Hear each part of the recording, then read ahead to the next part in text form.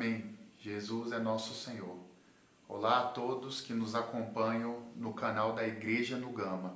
Meu nome é irmão Wanderson e hoje nós gostaríamos de compartilhar com todos os nossos ouvintes o capítulo 5 do livro Canal da Graça de Deus. Um livro maravilhoso, com muitas lições, muitos pontos interessantes para a gente compartilhar com a Igreja do Senhor e com todos aqueles que nos ouvem. No capítulo 5, o título é Os Canais do Rio que Alegram a Cidade de Deus. Os canais do rio que alegram a cidade de Deus. Que rio é esse? Nós vamos saber aqui na lição. A lição começa assim: as duas árvores do Jardim do Éden. Ou seja, nós tínhamos duas árvores. A árvore da vida e a árvore do conhecimento do bem e do mal.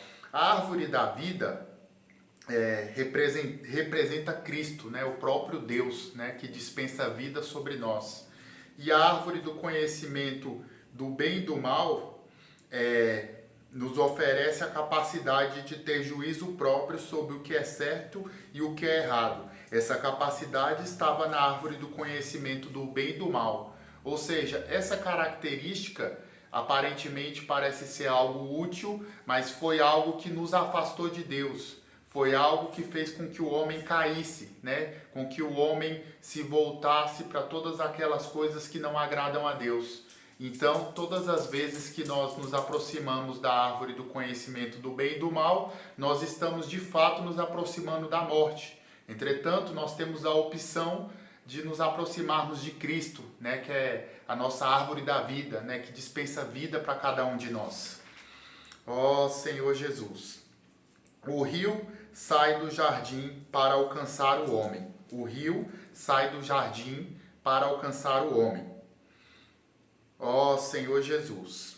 Tem um título, um trecho aqui desse subtítulo que fala assim: mas porque Deus fez com que esse rio se repartisse em 4 braços. Ele fez isso para nos alcançar, pois, mesmo depois de o homem ter sido contaminado pelo pecado e pela morte, o Senhor ainda tinha esperanças de salvá-lo. Ou seja, Deus disponibilizou esse rio, com 4 braços, com 4 saídas, porque Deus tinha um propósito, de salvar o homem, de resgatar o homem, de alcançar o homem. E esse rio, ele tem 4 braços, O primeiro é Pison, por exemplo, é o rio que leva o homem para a edificação, Então, Pison nos remete à edificação do homem, nos remete à salvação de Deus para cada um de nós.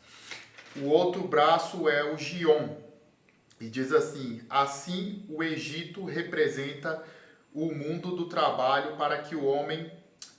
Egito representa o mundo do trabalho para que o homem subsista. Ou seja, quando nós falamos de Gion, nós estamos falando da escravidão que esse mundo nos coloca, numa situação de escravidão, com tantos afazeres, com todas as coisas, com trabalho que muitas das vezes nos toma muito tempo, e acaba nos escravizando, nos afastando do Senhor.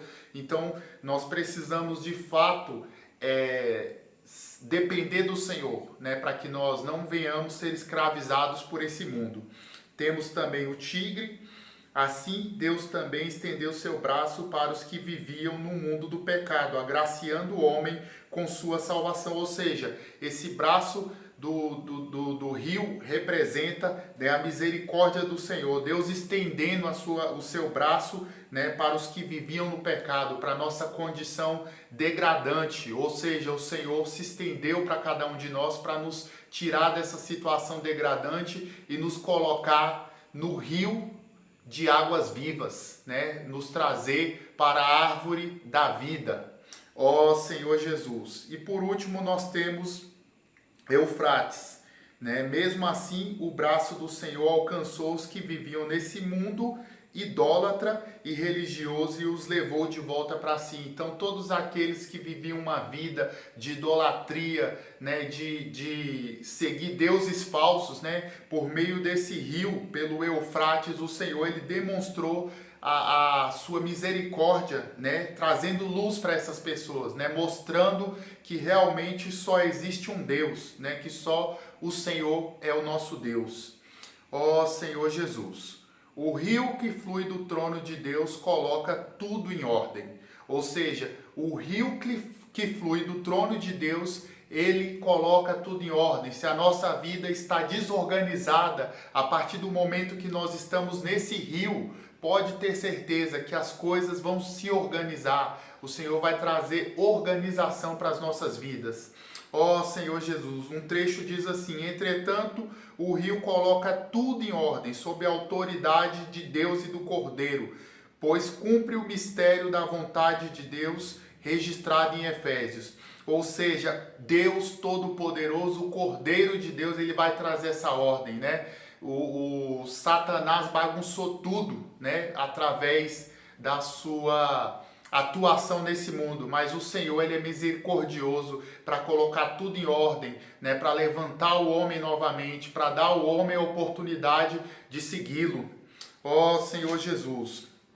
Outro ponto, voltar à simplicidade e obedecer à palavra de Deus. Tem um trecho que diz assim: querido leitor, vamos voltar à simplicidade.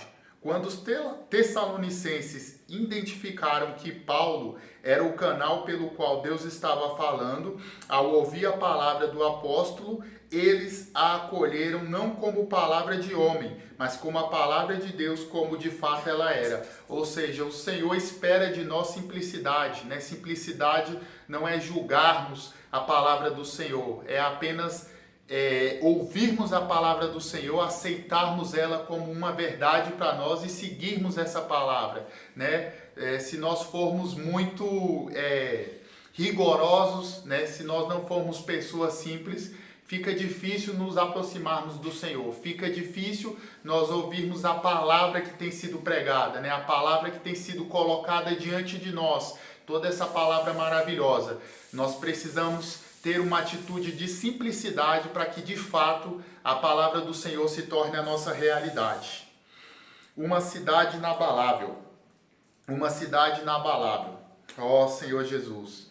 Um dos trechos diz assim: mesmo em meio a tribulações ou ataques do inimigo, você não precisa ficar com medo. Fique tranquilo, você está na cidade de Deus.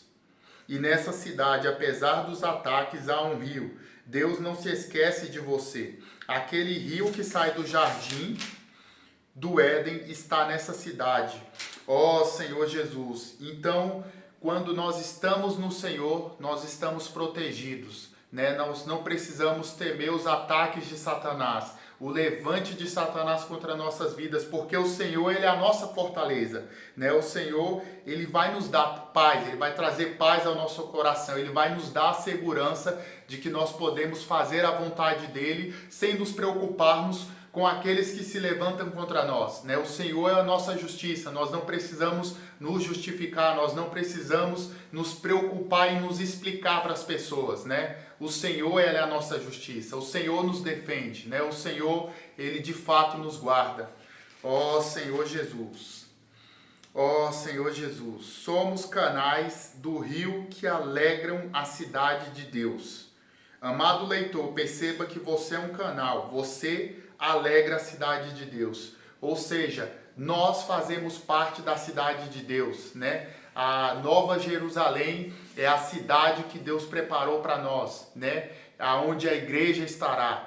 E nós temos que perceber que nós somos canais que o Senhor usa, né? Nós tomamos dessa fonte, nós desfrutamos de tudo aquilo que o Senhor nos oferece, mas nós precisamos ser canal de bênção para outras pessoas, né? Que todos aqueles que estão ao nosso redor, que fazem parte da nossa convivência, possam ser abençoados por intermédio da nossa vida, né? Que de fato a nossa vida venha abençoar outras pessoas, né? Que nós possamos levar o evangelho da graça, o evangelho do reino para as pessoas, né? Para que elas adquiram luz e saiam das trevas.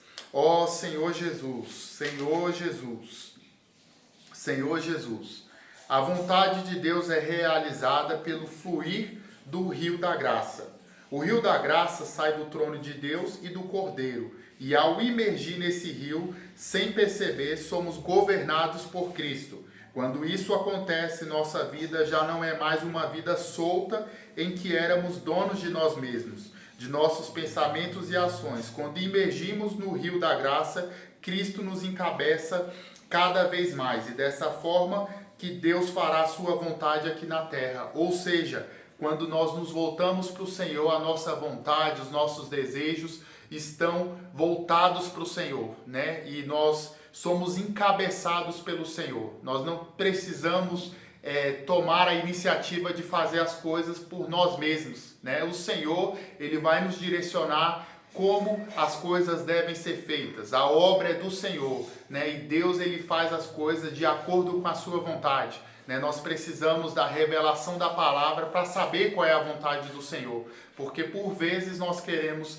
agir por conta própria e acabamos fazendo coisas que estão fora da vontade do Senhor. Então que o Senhor possa nos encabeçar em relação à sua vontade nas nossas vidas, né? Que o nosso direcionamento venha do Senhor. Ó Senhor Jesus, ó Senhor Jesus, ó Senhor Jesus. E para concluir aqui, irmãos, para não ficar muito longo aqui o nosso desfrute, tem um trecho aqui que ainda fala assim: querido leitor, lembre-se de que todos nós somos os canais que alegram a cidade de Deus. Que ninguém fique fora de Sião. Venha para Sião, venha para a frente de batalha, vamos lutar. Ou seja, o Senhor, Ele conta com cada um de nós para que nós possamos lutar contra tudo de ruim que esse mundo tem colocado diante de nós, né? Nós estamos aqui para lutar pelo Senhor, né? Para fazer com que a palavra do Senhor avance, para fazer com que pessoas sejam salvas, sejam libertas, sejam transformadas, né? O mal, ele não pode subsistir, né? Porque o Senhor, Ele é muito mais poderoso do que qualquer coisa ruim que há nesse mundo. E o Senhor, Ele é tão maravilhoso que para alcançar o seu objetivo, Ele conta com cada um de nós, né? O Senhor, Ele nos tem como um exército de vencedores, né? Batalhando essa guerra a favor do Senhor, né? Que possamos realmente tomar a postura de seguir o Senhor, a postura de um soldado diante de uma guerra, né? Onde a gente tem amor, no caso do soldado, pela nação, nosso amor é pelo Senhor, né? Nós estamos lutando a favor do Senhor. E é isso, irmãos, que Deus continue abençoando a vida de cada um de vocês. Jesus é o nosso Senhor.